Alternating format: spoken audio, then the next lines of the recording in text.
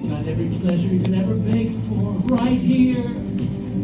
Drinks, weapons, games, but most of all, we have freedom. Yeah, you said it. We got freedom. Looks like the jailers are flipping their tops again. Prisoners have disappeared. They've been pulled down into hell. Those silly little fools couldn't be more wrong. We're here and we're queer.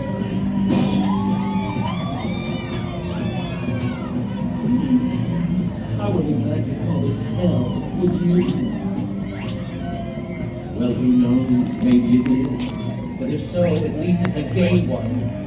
The secret underground where dreams come true. I bid you welcome.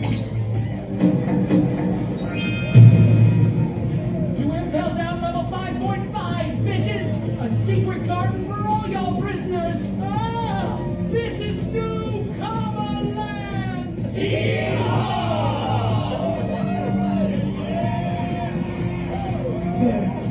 all queer like me.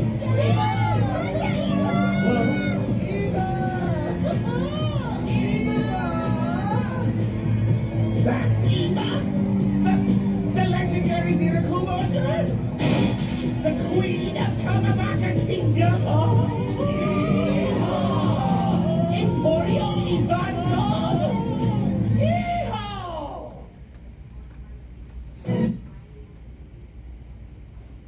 Alright, I think they really overestimated the interest in this panel, but that's okay. We're going to get right started. So, hello, this is going to be Queerness in One Piece. My name is VanjoKazooey. Before we get started, a few trigger warnings.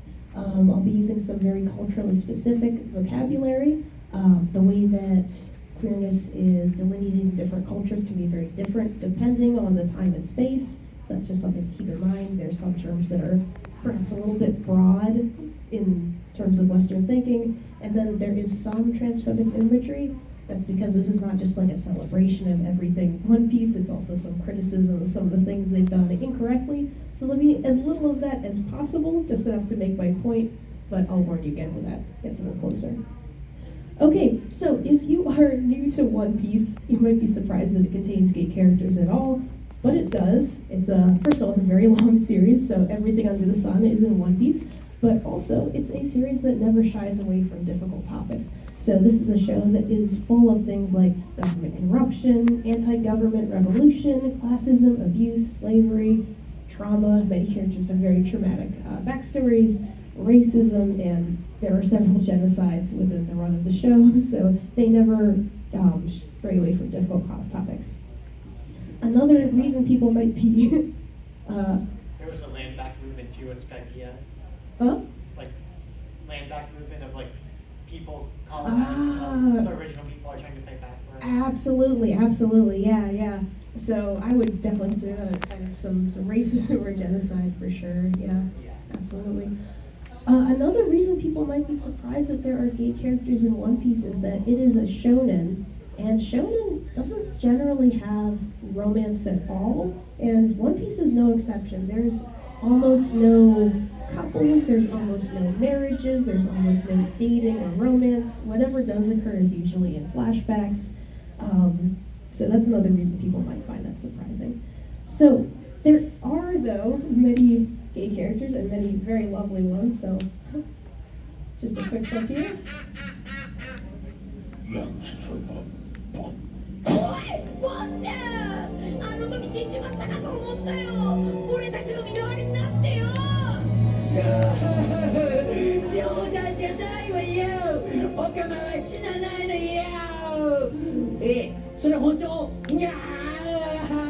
So, queers never die, classic One Piece line. So, today we're going to talk a little bit about the cultural context. We'll talk about why this content is even in there. Then we'll do a deep dive on every single queer character, whether canonically or speculated, and then we'll get to a conclusion. So, first let's talk about some of the language used to describe queer characters in One Piece. So the term that is most often used for queer characters is this term okama, and this is a Japanese word that means pot or kettle, and it's used as this kind of slang term for a very broad array of different people who we would not generally connect in the West. It can refer to feminine men, it can refer to AMAB drag performers, feminine gay men, feminine bisexual men, some trans women, and male cross-dressers. And it means a man with a female heart. So you can see this term really conflates a lot of different people, and it also excludes many people as well. It does not refer to any AFAB people of any kind, so any lesbian or bisexual woman would never be referred to in this way. And it also does not include masculine gay men or masculine bisexual men either. So it's a bit of a limited word. And then some background on gay rights in Japan. Japan is actually the country with the worst track record for gay rights of all developed nations, pretty much. So this is just taken from Wikipedia. Same-sex couples are ineligible for legal protections available to opposite-sex couples, although since 2015, some cities give this kind of partnership certificate, which of course is nothing like an actual marriage. It's the only country in the G7 that does not legally recognize same-sex unions in any form at all. And then over with the trans side, they had the right to change legal gender as early as 2004, but in order to do that, people actually had to be sterilized, and this only changed last year, so this was... I didn't know it changed at all. It didn't change at all? Or no, I didn't know it. Oh, you didn't know? I was about to say, oh geez, I hope I didn't make a huge mistake here. No, it changed just last year, so a huge civil rights win, honestly, for the trans community in Japan, but very late and just a very disturbing thing that even happened at all. Okay, if we go more historical though, it wasn't always that way in Japan. So historically, in the West, a lot of our concerns with gay stuff is very related to Christianity, not true in Japan at all. So in Japan, there was a time when it was pretty much entirely accepted. As long as people eventually got together with a woman and had an heir, things were kind of okay. So if you were a Japanese prince and you were like, oh, well, I sleep with men all the time, as long as eventually you have like an arranged marriage and you produce an heir, things are pretty much okay. There's also some interesting times like the Tokugawa era where male love was considered better than heterosexual love. It's called like the ancient Greece of Japan, so I thought that was interesting. And then there's some interesting information about a third gender called wakushu. And you can see that here with samurai and wakushu. The wakushu were kind of like young men who were very feminine, and often samurai would, court them and that kind of thing. So in One Piece, we actually have some wakushu characters, which is interesting. Ikoku and Izo are raised as wakushu, and as they grow up, they kind of go down different paths. So quickly, we'll hear from Yamato.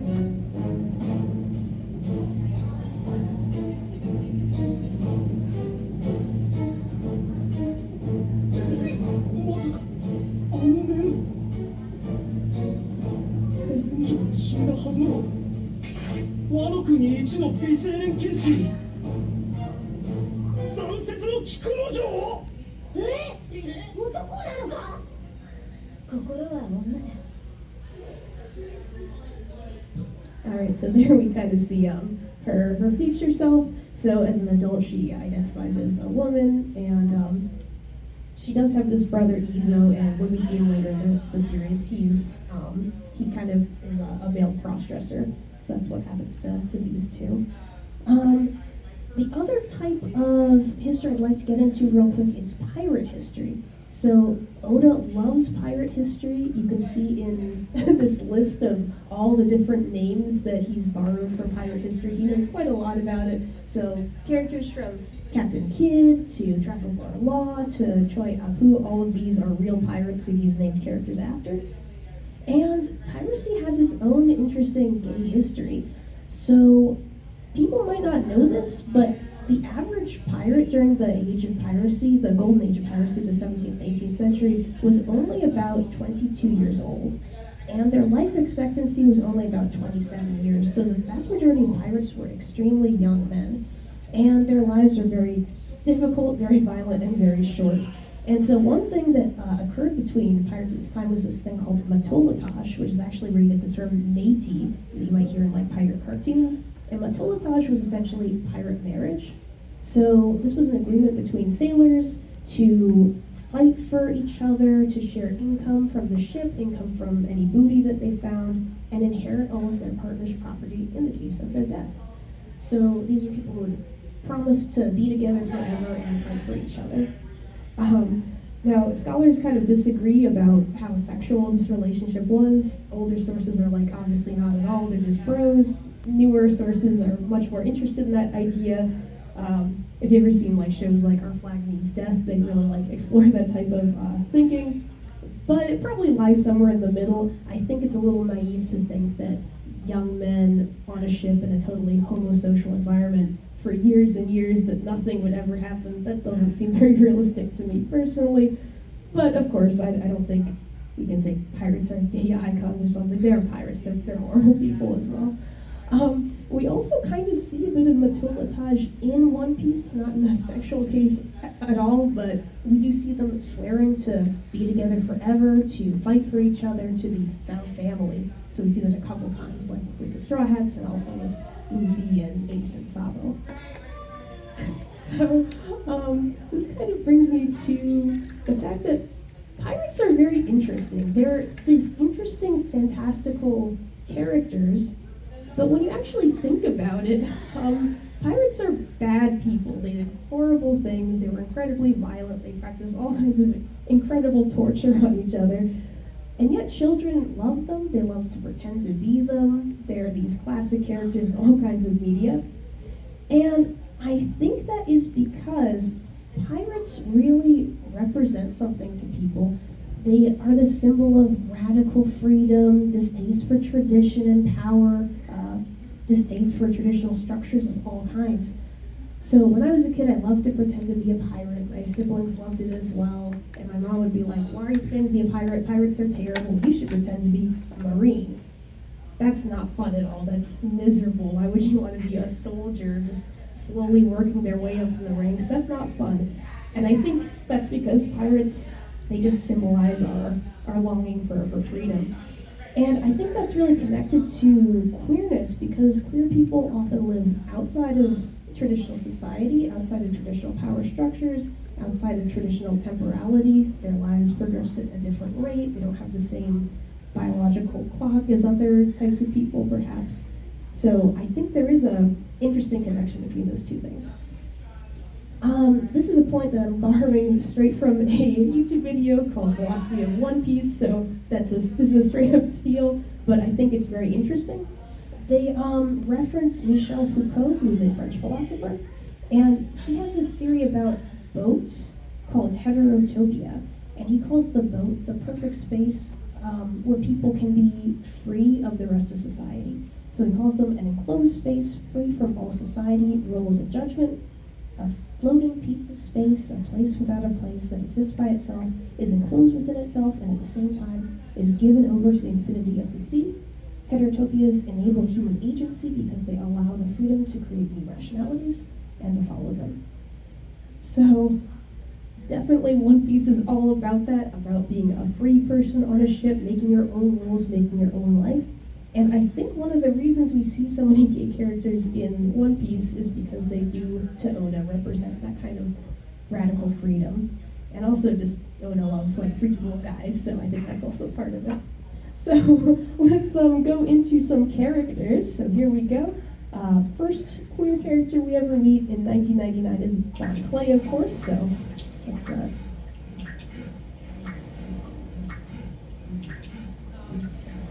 I thought I was going to die there for a minute. Hey! You saved me! Thanks! I never imagined my life would be saved by a group of complete strangers. Thanks again. I'll never forget your kindness. Although, can I trouble you for a cup of warm soup? The chicken noodle will do. No way! We can't even feed ourselves! Oh, hey. You're just an absolute cutie, aren't you? Oh, yeah. Sexy. So weird. So, you really can't swim, huh? That's right. You see, I ate a devil fruit, so I can't swim even a little bit. Yeah? What kind of fruit? Let's see. Well, since I can't go anywhere until my ship picks me up, there's no harm in a little fun. For saving my life, I'll show you. Now, get ready. This is my power!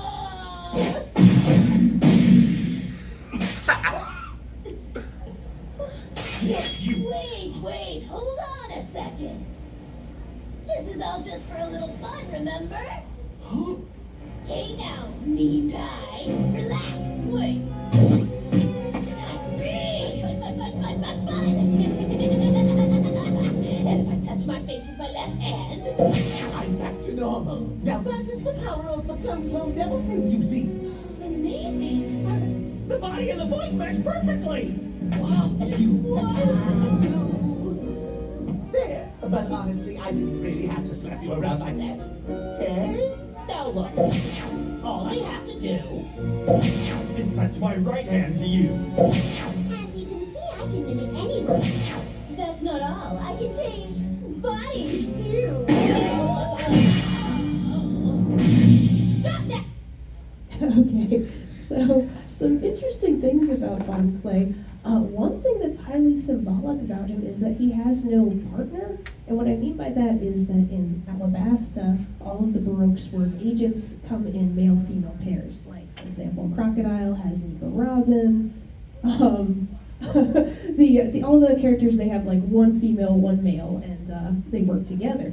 But Von Clay actually works alone, and that's because in a lot of like Eastern thought, gay men especially, they're very much considered both male and female in certain ways, and so he kind of can touch both bases, kind of. Another thing about him, you can kind of see this conflation we see in Japanese culture of gay men and trans people. The back of his outfit actually says gay man on the back of it. What a legend. But also, he can change his body to be whatever he wants, and he seems to be pretty comfortable just jumping into all kinds of different bodies. And we also see him using his powers to manipulate people, so we'll do a little bit of that as well. Much shorter clip now. あっちが恥ずかしいわ。分かったわ。あんたには例えば。こいつとか他の友達を並べても意味はなさそうね。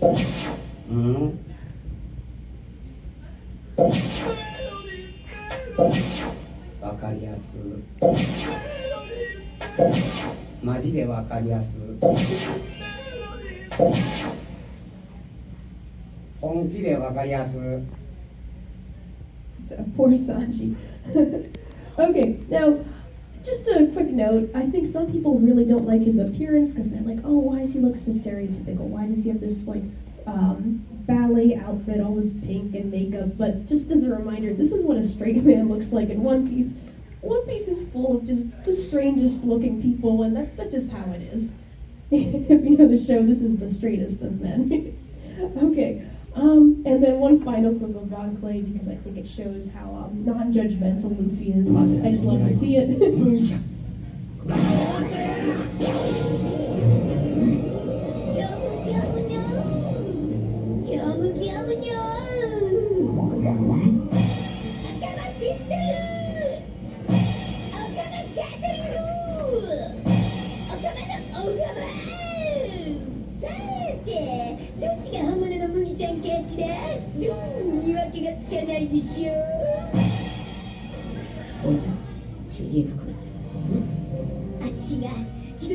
So the only reason Luffy thinks they're distinguishable at all is the clothes, like nothing else about it. Besides that, they're all exactly the same. Okay, let's move on to the next pretty famous queer character in One Piece, and that's Emporia Ivankov. So the second half of this is very clip heavy. I hope that's okay. Definitely okay with me. I can watch clips of One Piece all day. 教えてくれるかしら彼の居場所断るあら困ったわねもっと自分に正直におなりなさい無理をする気だエンポリオアリサハレバ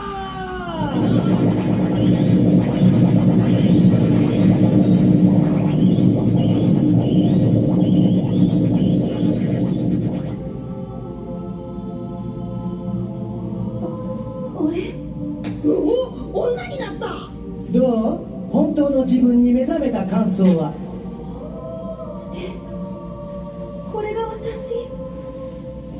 あなたは生まれ変わったの。もう監修じゃない、ニューカマーよ。素敵。ありがとうございます、岩様。私本当の自分に気づけました。あらいいのよ、お礼なんて。そんなことよりエースはどこだ。あちらです。 So, Emporio Ivankov, this is a character who has the ability to change people's gender at will. She has other abilities as well.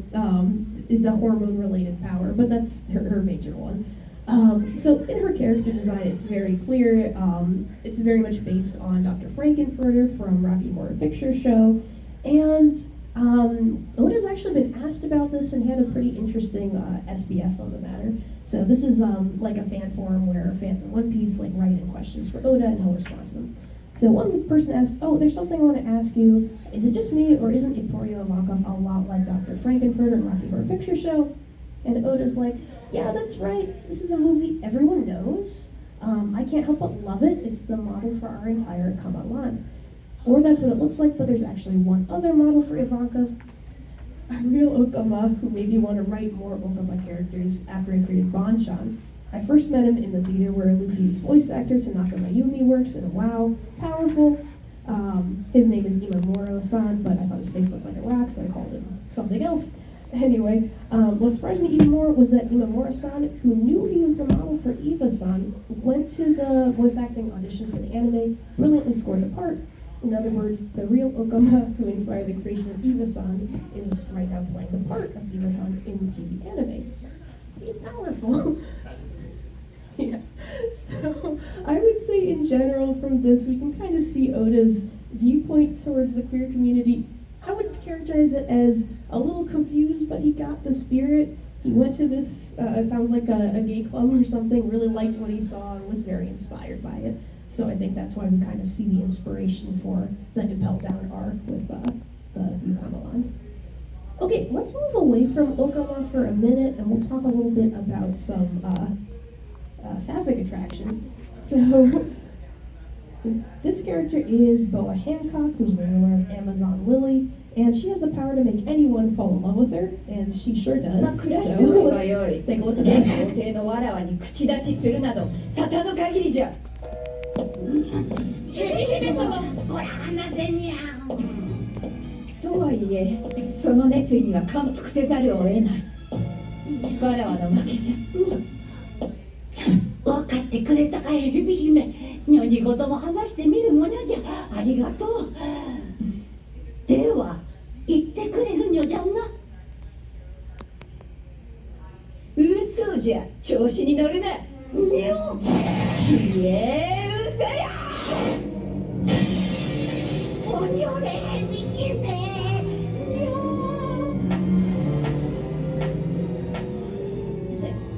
ヘビ姫様、このためなんてこと。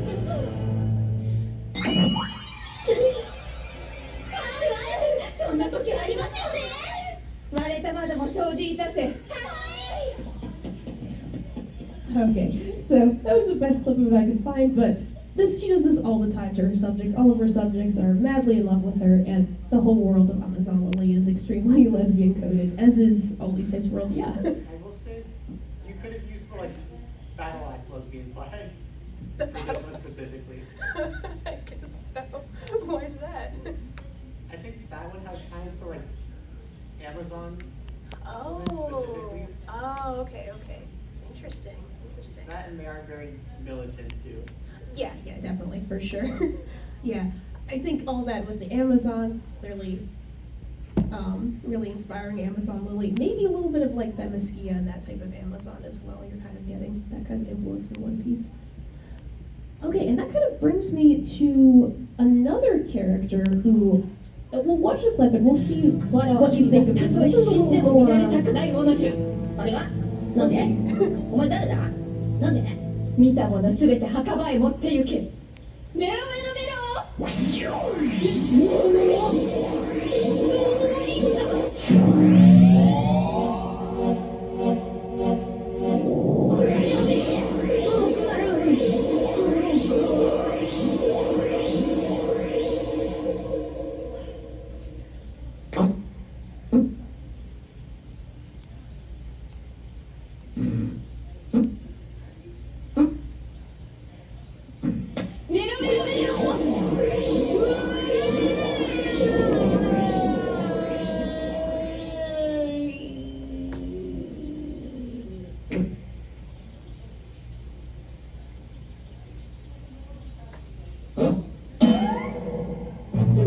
敵化せぬのじゃ。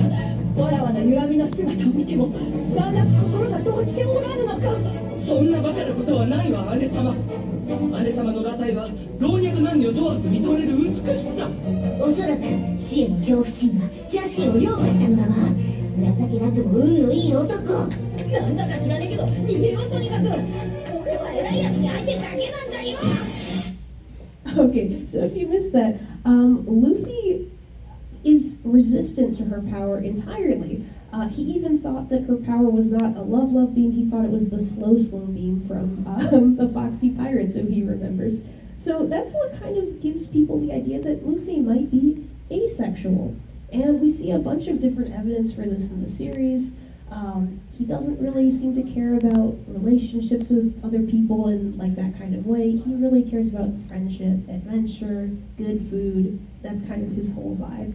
So of course, since Boa cannot actually attract him, she thinks he's the only person she ever falls in love with, which is very fun. But many fans think that Luffy is an asexual character. People have asked Oda about this, and his response is kind of like, yeah, he has all those characteristics you're describing to me, but I'm not familiar with this word, so let's move on. So, take that as you will, basically. Okay, now coming to a character people might be surprised at, but I think when you see some of these clips, you might get what I'm meaning. So, we're gonna look at, some people think that Nami is a character who is, maybe he's displaying some sapphic tendencies, so let's take a look at that. So this is Khalifa from Bar 7. That doesn't mean you're stronger than me or anything. Understand? Talk about defensive. I almost feel bad for her. To put it one way, my power is cleanliness. I'm a soap human thanks to the bubble fruit, so my entire body produces a lather. Lovely, isn't it? Whoa, how sexy. I wish I had a secretary like her. Wait, I'm talking like an old man. So, the inside thoughts becoming the outside thoughts. Another one that I think is a little bit sus, I don't know what other people think of this one, but it definitely raised my eyebrows when I heard it. 海軍との話はついたのか？海軍に任せちゃった。助けるなんて出しゃばっても自分たちが海賊じゃ子供たちも迷惑だもんね。ね、いつものように誘拐の罪でもなすりつけられるのが関の山だな。正義の味方に任せる方が。そうね。それに私女海兵さんの眼差しに弱いんだ。女海兵？安心できる。そっか。そういや、お前の母ちゃん海兵だったな。助けてもらうなら強くて優しい女海兵に限る。もっともだ。あんたが言わないよ。Okay, so of course you could just read that as they remind her of her mother and that's all that's going on, but I don't know. Interesting. I don't think I have time for this next one, but also a lot of people point to her relationship with Vivi and how close they are, and she does say something very interesting when Vivi, when they're working for Vivi and like she's so upset and they get split up, she says, I would give up on the 500 million berries for Vivi. And that's actually a very strange thing for Nami to say because we know that she loves money and it's so important to her. So for her to give up on payment of any kind is extremely unusual for her character. And it just shows that these two characters, at the very least, are extremely close. Okay, one character you're not really going to hear much about tonight is Yamato. If you are someone who really relates this character and they really do something to you, like, that is great. I also really like Yamato. I'm not totally sure they really make the cut as a queer character just because her identity is of a specific historical figure. So I'm not totally sure that counts. I'm happy to be argued with on this point, but I'm not totally sure what to make of that, I'll be honest. However, I think it does show, like, again, the open-mindedness of the Straw Hat crew. Like, here we see them in the bath during the Wano arc, and Yamato is completely accepted, she's with them. We also see another image that I'm not going to show because it's a little bit more risque of the female bath, and Okiku is completely welcomed in that picture as well, which I think is nice. If people are disappointed that if they were like, oh, well, Yamato's great trans male representation, I don't think they need to look very far in One Piece to find that. So, I think we've talked about this. Okay, hopefully I'm not boring with too many clips, but there is a probable trans male character in One Piece お already. 久しぶりだわね黒子ボーイなんだ知ってんのかちょっと昔ねこいつがまだルーキーと呼ばれてた時代大丈夫よ万が一バタ足たちを裏切るような行動に出てもバタ足が抑え込むから一切信用できないけどバタ足はこいつの弱みを一つ握ってるおい余計なことを言いやがったらあらバタ足にそんな態度取っていいの今ここでバラしてもいいのよあなたの格好おとなしく力だけを貸すのなら黙っててあげるへーはー貴様 Okay, so basically it's all but canonical at this point that Crocodile was born female and that at some point Eva used the hormone fruit to change his gender for him. And we kind of have that kind of spoiled for us by the live action series. So in the live action, there's this famous shot in the manga where they show many of the future warlords in the crowd at Gold Roger's execution. And in the manga, we just see the back of Crocodile's head, but the live action gives us a front view of Crocodile, and we can see here Crocodile is played by a woman. So I think because of Oda's very, very close involvement with the making of the live action, we can kind of just take this as canon at this point. So very interesting. So we have Crocodile as an unlikely bit of representation in the series. Okay, so now time for my most controversial pick. This is the one I'm probably going to get the most pushback from, and that is Sanji. So many people consider Sanji to be a bit of an Okama character himself. So you might be like, well, Sanji is so interested in women, what can you possibly mean by that? But let's take a step back and look at how he is represented in the series. So Sanji is a very sensitive young man. He's very intellectual. He has a job in the arts. He's very artsy. He's a nurturing person. He loves taking care of people, loves cooking for people. He loves to dress well. He's very well groomed. We know this because he's constantly getting on other people's case if they're not well groomed enough. Unfortunately, we also know he has very low self-esteem. He loves to put his hair in front of his face so people can't really see much of his expression. He doesn't often look people in the eye. He also has a bit of an addictive personality with his cigarettes. He loves wearing pink aprons and pink in general. He can do the splits, and he's very much obsessed with femininity. So, in many ways, he's a bit of a queer-coded character. We also kind of see kind of a queer story in his childhood and his growing up. So Sanji's a character who grew up with really incredible childhood abuse, coming from his father who wanted him to be this masculine kind of person. So he and his brothers are these super soldiers, and Sanji's the one super soldier whose serum didn't take very well. So all his father cares about is that he's this fighter, this masculine, muscular person, and he's just not that at all. In fact, he's constantly berated for being weak and feminine, and the only people who are ever kind to him are his sister in secret and his mother. Now, at this point, we're going to get to some of the transphobic imagery, so I kind of apologize for that. I'm going to show a brief clip of that just so you know what I'm talking about, and then we'll move very quickly on from it, but that's what this clip is, just for as a warning.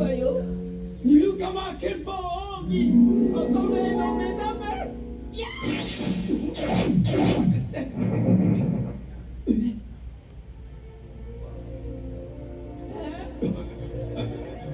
なんでパンツごときででもなんでこんなに恥ずかしいんだ今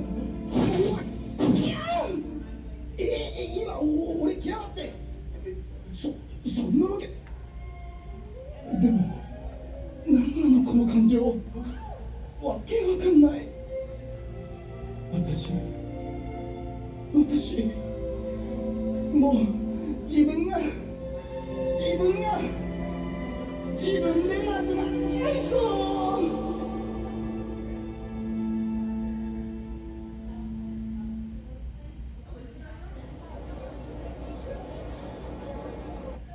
Okay, so this is from a part of the series called The Second Amazon Lily. So just as there's Amazon Lily, which is an island of all women, there's also a second Amazon Lily, which is an island of all Okama. And that's where Sanji ends up during the 2-year time skip.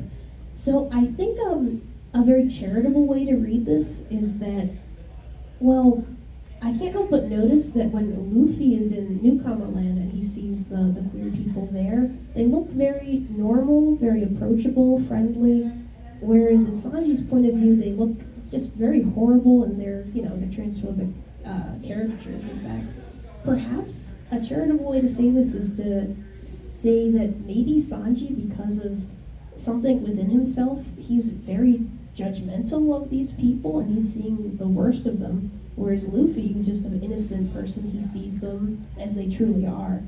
But I think probably more likely what's going on is that Oda's just going for a very cheap joke here, and it's just completely messed up. He just was thinking, well, wouldn't it be funny if Sanji, instead of going to Amazon Lily where he'd like to be, he's at this Okama Island instead, and that will be kind of a cheap joke. So that's probably more likely what it is, which is pretty disappointing.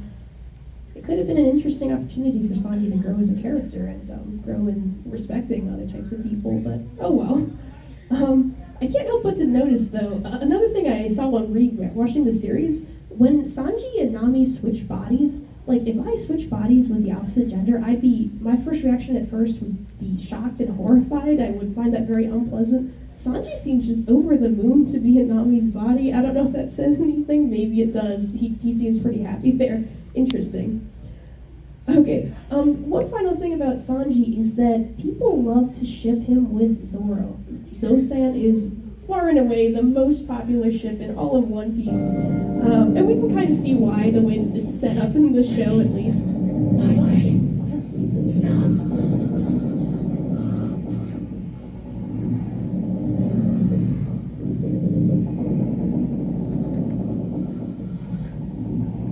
Come on, you guys, wake up!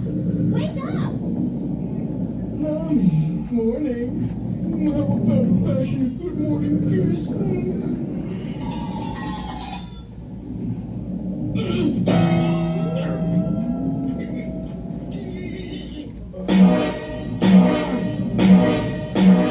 You bastard, your disgusting face nearly scared me half to death! I scared you, and how do you think you're down? There's an island up ahead! Guys, did you hear me?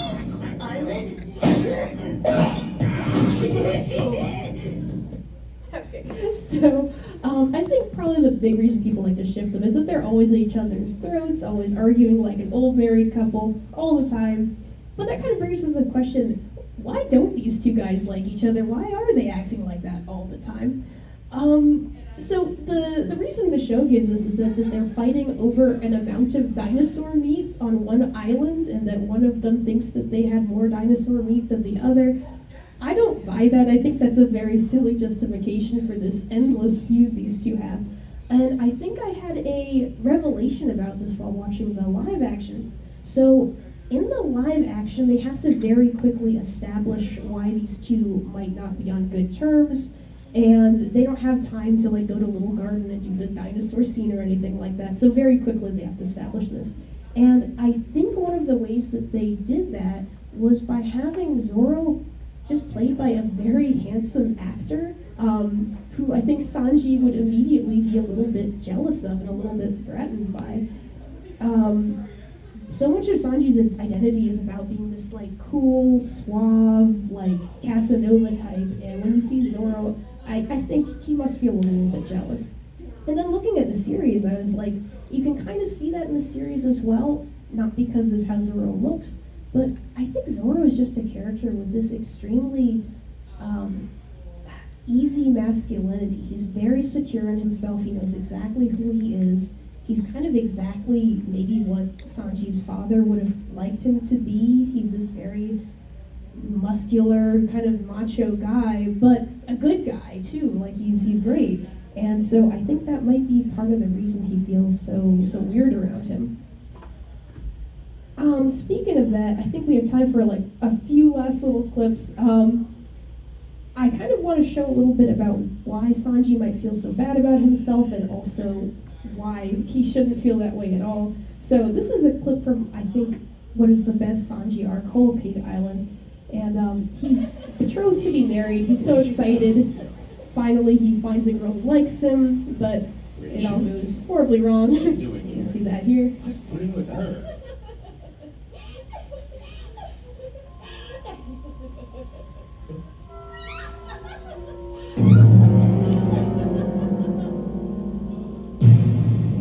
You cannot honestly be that naive. You think I'd marry that low-life pirate? Ha! You must be out of your freaking mind. Not a chance in hell.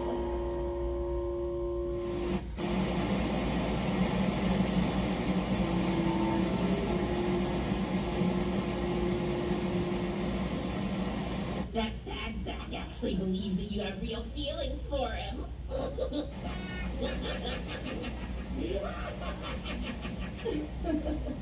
He doesn't suspect a thing. The poor fool. I wonder what kind of face I'll make. Oh, I know.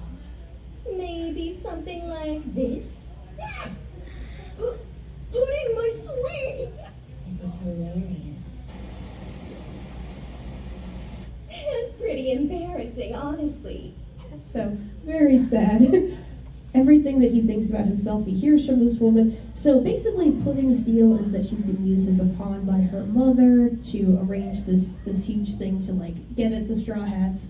And she's been told all her life her third eye is disgusting and ugly, and that's something her mother's been using to control her. So actually on the wedding day, the plan is for her to show Sanji her ugly, horrible eye, and then he'll be so shocked and disgusted that she'll be able to kill Sanji on the spot. So that is the plan. Let's see if it happens.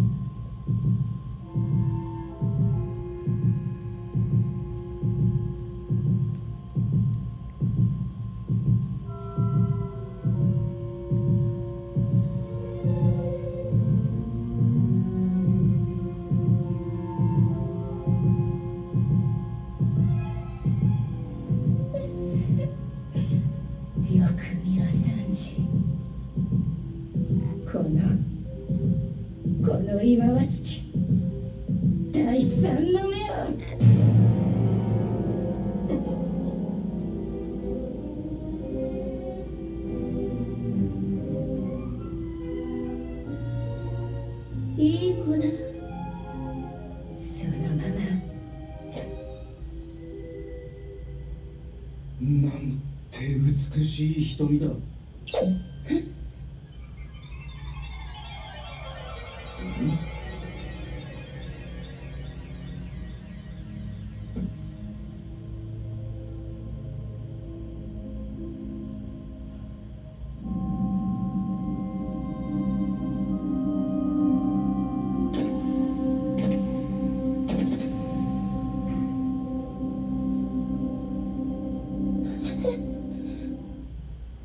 So I think that's a very sweet moment.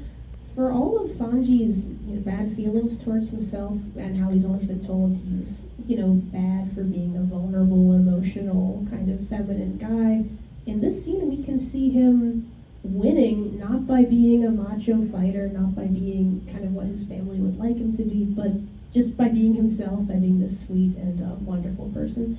So that brings me to the final clip. I know I'm about to head out here.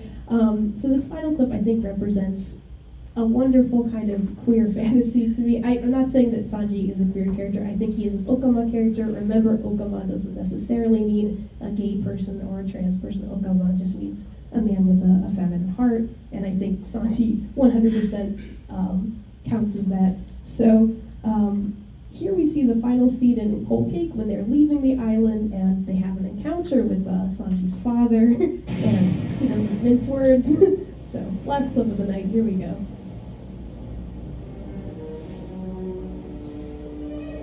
His dad's even called Judge. I love that, it's very interesting. そいつが何だというのだ麦わらのルフィここはビッグマムの縄張り、そいつを一人取り戻すために命を懸けたのか。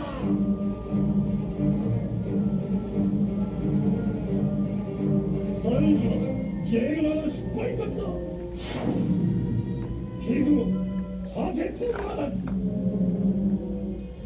飯先に生きる実施、王家のプライドはない。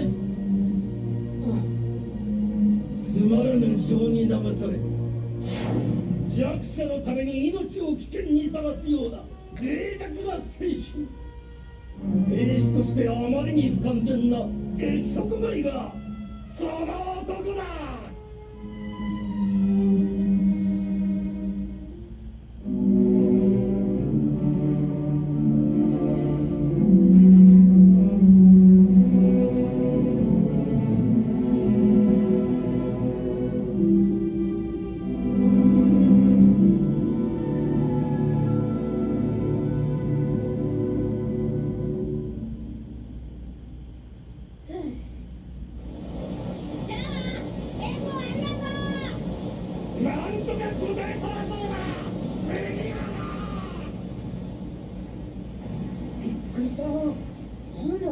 急にお前のいいとこ全部言ったんだ。そういう意味で言ってねえだろあいつは。 So there you have it. With his dad saying all of Sanji's horrible failures as a person, Luffy's just immediately like, oh, he's listing all the good things about you, all the things we love about you. So I think that kind of, that really endears me to Sanji because, you know, even if your family doesn't accept you, even if, you know, your biological family hates you for whatever reason, you might grow up to have wonderful friends who, you know, value exactly how you should be valued. So I think that's very beautiful. So in conclusion, I think while the series can't really be considered, you know, what they call like quote unquote good queer representation, I think there's a lot of really good stuff there. It has a lot to say about gender, has a lot to say about gender freedom, and it often connects that freedom with the overall human need to be radically free of social constructs and willing to criticize social mores. Also, a lot of these characters, even the ones that maybe aren't canonically queer, they may be very appealing to queer people due to their themes of found family, non-traditional relationships, familial rejection and trauma, as well as just, you know, being a freaky little person who's just doing your own thing and living your own life, which that's what One Piece is all about, in my opinion. Okay, that's all for me. Thank you very much. Have a good night.